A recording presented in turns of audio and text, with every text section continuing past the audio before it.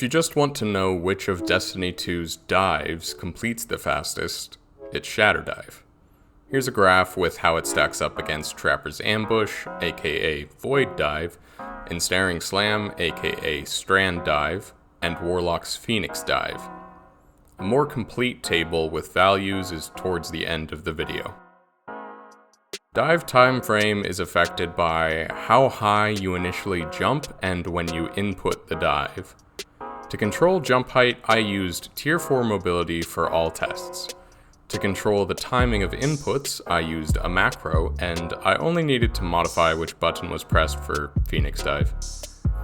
All footage was taken at 60 FPS, but due to my hardware setup, I ended up with duplicated frames in some places, so there is an error margin of 3 frames or 1/20th of a second.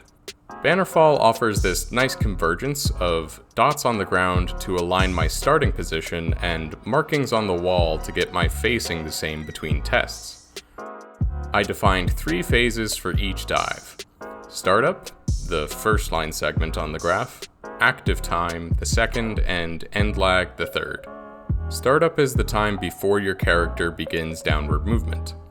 Active time is the span of motion before the dive's effect kicks in, which is virtually the same as when you hit the ground.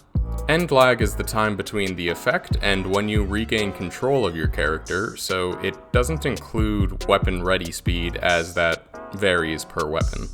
I did use the same Adept Buzzard with no armor mods in all my tests just to be consistent. A quick note. Ensnaring Slam has a special startup. While you don't begin downward movement for some time, you do move horizontally in a period of hang time. The other dives move you less horizontally than the Strand Dive because of this feature. If you're having trouble getting used to Strand Diving after using one of the other subclasses for a long time, this may be why. Overall, Shatter Dive is the fastest, but it also has the most end lag. Void Dive is the next fastest, and Strand and Phoenix Dive are about tied. Strand Dive seems to beat out Phoenix on end lag though. From a balance perspective, these results kind of make sense. Shatter Dive does the least on its own, at least in the current sandbox. No! God, please, no! No! It doesn't cost any resource unlike the others, which is incredibly powerful on its own. Void is good, but invisibility is much more a double-edged sword than it used to be. Strand Dive is powerful for stopping aggression, and Phoenix is a good defensive option or offensive in certain situations. Hopefully this gives you more insight into what are the best use cases for these abilities and fun combos to style on people in Crucible.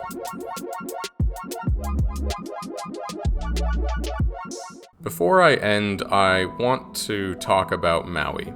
If you've been keeping up with Bungie news, you know the latest campaign as of the release of this video is going towards medical aid for those impacted by the recent devastating wildfires.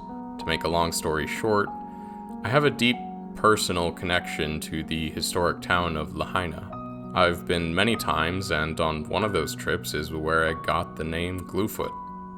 Lahaina was nearly annihilated by the fires. I feel like I lost a part of my childhood, but more importantly, thousands of people are displaced, kids have lost their schools, and pets are in desperate need of care.